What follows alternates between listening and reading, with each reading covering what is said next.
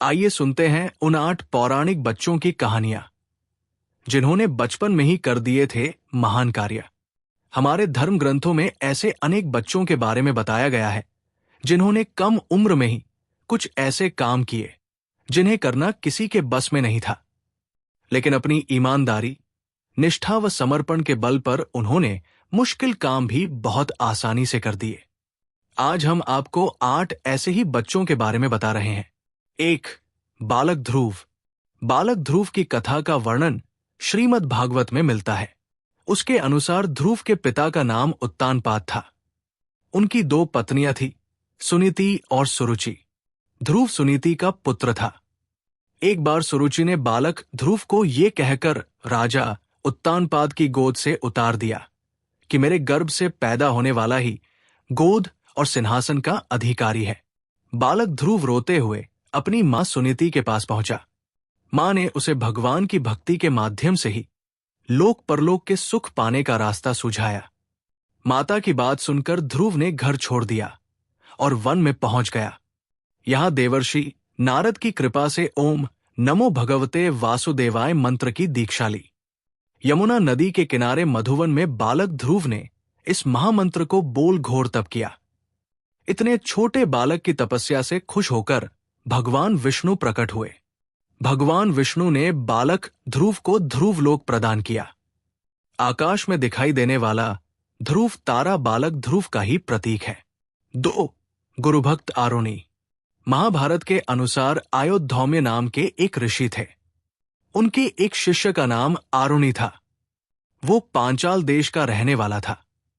आरुणि अपने गुरु की हर आज्ञा का पालन करता था। एक दिन गुरुजी ने उसे खेत की मेड़ बांधने के लिए भेजा। गुरु की आज्ञा से आरुणि खेत पर गया और मेड़ बांधने का प्रयास करने लगा।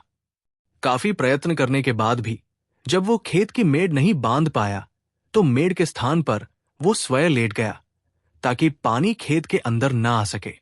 जब बहुत देर तक आरुणि आश्रम नहीं लौटा तो उसके गुरु अपने अन्य शिष्यों के साथ उसे ढूंढते हुए खेत तक आ गए। यहां आकर उन्होंने आरुणि को आवाज लगाई। गुरु की आवाज सुनकर आरुणि उठकर खड़ा हो गया। जब उसने पूरी बात अपने गुरु को बताई तो आरुणि की गुरुभक्ति देखकर गुरु आयोधौम्य बहुत प्रसन्न हुए और उसे सारे वेद और धर्मशास्त्रों का ज्ञान हो जाने का आशीर्वाद दिया। 3. परम ज्ञानी अष्टावक्र। प्राचीन काल में कहोड़ नामक एक ब्राह्मण थे। उनकी पत्नी का नाम सुजाता था। समय आने पर सुजाता गर्भवती हुई। एक दिन जब कहोड़ वेदपाठ कर रहे थे तभी सुजाता के गर्भ में स्थित शिशु बोला, पिताजी, आप रात भर वेदपाठ करते हैं किंतु वो ठीक से नहीं होता। गर्भस्थ शिशु के इस प्रकार कहने पर कहोड़ क्रोधित होकर बोले कि तू पेट में ही ऐसी टेढ़ी मेढ़ी बातें करता है, इसलिए तू 8 स्थानों से टेढ़ा उत्पन्न होगा। इस घटना के कुछ दिन बाद कहोड़ राजा जनक के पास धन की इच्छा से गए। वहां बंदी नामक विद्वान से वे शास्त्रार्थ में हार गए। नियमानुसार उन्हें जल में डुबा दिया गया। कुछ दिनों बाद अष्टावक्र का जन्म हुआ किंतु उसकी माता ने उसे कुछ नहीं बताया। जब अष्टावक्र 12 वर्ष का हुआ तब एक दिन उसने अपनी माता से पिता के बारे पूछा। तब माता ने उसे पूरी बात सच सच बता दी। अष्टावक्र भी राजा जनक के दरबार में शास्त्रार्थ करने के लिए गया। यहां अष्टावक्र और बंदी के बीच शास्त्रार्थ हुआ जिसमें अष्टावक्र ने उसे पराजित कर दिया।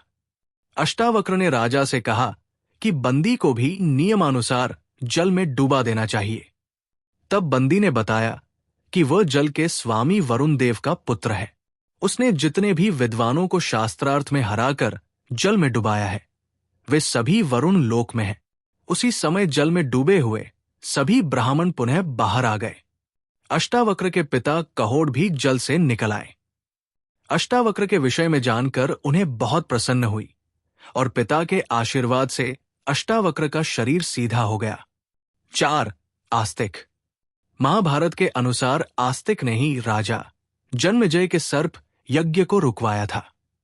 आस्तिक के पिता जरत्कारु ऋषि थे और उनकी माता का नाम भी जरत्कारु था। आस्तिक की माता नागराज वासुकी की बहन थी। जब राजा जन्मेजय को पता चला कि उनके पिता की मृत्यु तक्षक नाग द्वारा काटने पर हुई थी, तो उन्होंने सर्प यज्ञ करने का निर्णय लिया। उस यज्ञ में दूर दूर से भयानक सर्प आकर गिरने लगे। जब ये बात नागराज वासुकी को पता चली तो उन्होंने आस्तिक से इस यज्ञ को रोकने के लिए निवेदन किया। आस्तिक यज्ञ स्थल पर जाकर ज्ञान की बातें करने लगे, जिसे सुनकर राजा जन्मेजय बहुत प्रसन्न हुए। जन्मेजय ने आस्तिक को वरदान मांगने के लिए कहा। तब आस्तिक ने राजा से सर्प यज्ञ बंद करने के लिए निवेदन किया। राजा जन्मेजय ने पहले तो ऐसा करने से इनकार कर दिया, लेकिन बाद में वहां उपस्थित ब्राह्मणों के कहने पर उन्होंने सर्प यज्ञ रोक दिया और आस्तिक की प्रशंसा की। 5. भक्त प्रहलाद। बालक प्रहलाद की कथा का वर्णन श्रीमद् भागवत में मिलता है। प्रहलाद के पिता हिरण्यकश्यपु दैत्यों के राजा थे। वो भगवान विष्णु को अपना शत्रु मानता था, परंतु प्रहलाद भगवान विष्णु का परम भक्त था।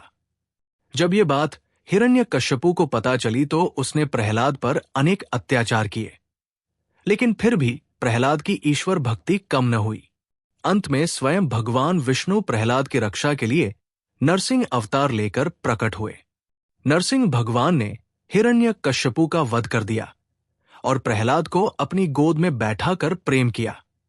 6. गुरुभक्त उपमन्यु। गुरु आयोधौम्य के एक शिष्य का नाम उपमन्यु था। वो बड़ा गुरुभक्त था। गुरु की आज्ञा से वो रोज गाय चराने जाता था। एक दिन गुरु ने उससे पूछा कि तुम अन्य शिष्यों से मोटे और बलवान दिख रहे हो, तुम क्या खाते हो? तब उपमन्यु ने बताया कि मैं भिक्षा मांगकर ग्रहण कर लेता हूं। गुरु ने उससे कहा कि मुझे निवेदन किया बिना तुम्हें भिक्षा का अन्न नहीं खाना चाहिए। उपमन्यु ने गुरुजी की बात मान ली। कुछ दिनों बाद पुनः गुरुजी ने उपमन्यु से वही प्रश्न पूछा तो उसने बताया कि वो गायों का दूध पीकर अपनी भूख मिटाता है। तब गुरु ने उसे ऐसा करने से भी मना कर दिया, लेकिन इसके बाद भी उपमन्यु के पहले जैसे दिखने पर गुरुजी ने उससे पुनः वही प्रश्न किया। तब उपमन्यु ने बताया कि बछड़े गाय का दूध पीकर जो फैन, झाग, उगल देते हैं, वो उसका सेवन करता है। गुरु आयोधौम्य ने उसे ऐसा करने से भी मना कर दिया। जब उपमन्यु के सामने खाने पीने के सभी रास्ते बंद हो गए, तब उसने एक दिन भूख से व्याकुल होकर आकड़े के पत्ते खा लिए। वो पत्ते जहरीले थे। उन्हें खाकर उपमन्यु अंधा हो गया और वो वन में भटकने लगा। दिखाई न देने पर उपमन्यु एक कुएं में गिर गया। जब उपमन्यु शाम तक आश्रम नहीं लौटा तो गुरु अपने अन्य शिष्यों के साथ उसे ढूंढने वन में पहुंचे। वन में जाकर गुरु ने उसे आवाज लगाई। तब उपमन्यु ने बताया कि वो कुएं में गिर गया है। गुरु ने जब इसका कारण पूछा तो उसने सारी बात सच सच बता दी। तब गुरु आयोधौम्य ने उपमन्यु को देवताओं के चिकित्सक अश्विनी कुमार की स्तुति करने के लिए कहा। उपमन्यु ने ऐसा ही किया। स्तुति से प्रसन्न होकर अश्विनी कुमार प्रकट हुए और उपमन्यु को एक फल देकर बोले कि इसे खाने से तुम पहले की तरह स्वस्थ हो जाओगे। उपमन्यु ने कहा कि बिना अपने गुरु को निवेदन किए मैं ये फल नहीं खा सकता। उपमन्यु की गुरुभक्ति से प्रसन्न होकर अश्विन कुमार ने उसे पुनः पहले की तरह स्वस्थ होने का वरदान दिया, जिससे उसकी आंखों की रोशनी भी पुनः लौट आई। गुरु के आशीर्वाद से उसे सारे वेद और धर्मशास्त्रों का ज्ञान हो गया। 7. मार्कंडेय ऋषि।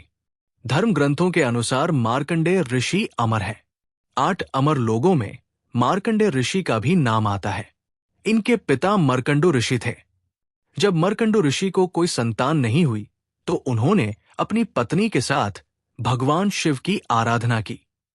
उनकी तपस्या से प्रकट हुए भगवान शिव ने उनसे पूछा कि वे गुणहीन दीर्घायु पुत्र चाहते हैं या गुणवान 16 साल का अल्पायु पुत्र। तब मर्कंडु ऋषि ने कहा कि उन्हें अल्पायु लेकिन गुणी पुत्र चाहिए। भगवान शिव ने उन्हें ये वरदान दे दिया। जब मार्कंडेय ऋषि 16 वर्ष के होने वाले थे तब उन्हें ये बात अपनी माता द्वारा पता चली। अपनी मृत्यु के बारे में जानकर वे विचलित नहीं हुए और शिव भक्ति में लीन हो गए। इस दौरान सप्तऋषियों की सहायता से ब्रह्मदेव से उनको महामृत्युंजय मंत्र की दीक्षा मिली। इस मंत्र का प्रभाव ये हुआ कि जब यमराज तय समय पर उनके प्राण हरने आए तो शिव भक्ति में लीन मार्कंडेय ऋषि को बचाने के लिए स्वयं भगवान शिव प्रकट हो गए और उन्होंने यमराज के वार को बेअसर कर दिया। बालक मार्कंडेय की भक्ति देखकर भगवान शिव ने उन्हें अमर होने का वरदान दिया। 8. गुरुभक्त एकलव्य। एकलव्य की कथा का वर्णन महाभारत में मिलता है। उसके अनुसार एकलव्य निषादराज हिरण्यधनु का पुत्र था। वो गुरु द्रोणाचार्य के पास धनुर्विद्या सीखने गया था, लेकिन राजवंश का न होने के कारण द्रोणाचार्य ने उसे धनुर्विद्या सिखाने से मना कर दिया। तब एकलव्य ने द्रोणाचार्य की एक प्रतिमा बनाई और उसे ही गुरु मानकर धनुर्विद्या का अभ्यास करने लगा। एक बार गुरु द्रोणाचार्य के साथ सभी राजकुमार शिकार के लिए वन में गए। उस वन में एकलव्य अभ्यास कर रहा था। अभ्यास के दौरान कुत्ते के भौंकने पर एकलव्य ने अपने बाणों से कुत्ते का मुंह बंद कर दिया। जब द्रोणाचार्य व राजकुमारों ने कुत्ते को इस हाल में देखा तो वे उस धनुर्धर को ढूंढने लगे जिसने इतनी कुशलता से बाण चलाए थे। एकलव्य को ढूंढने पर द्रोणाचार्य ने उससे उसके गुरु के बारे में पूछा। एकलव्य ने बताया कि उसने प्रतिमा के रूप में ही द्रोणाचार्य को अपना गुरु माना है। तब गुरु द्रोणाचार्य ने गुरु दक्षिणा के रूप में एकलव्य से दाहिने हाथ का अंगूठा मांग लिया। एकलव्य ने बिना कुछ सोचे अपने अंगूठा द्रोणाचार्य को दे दिया।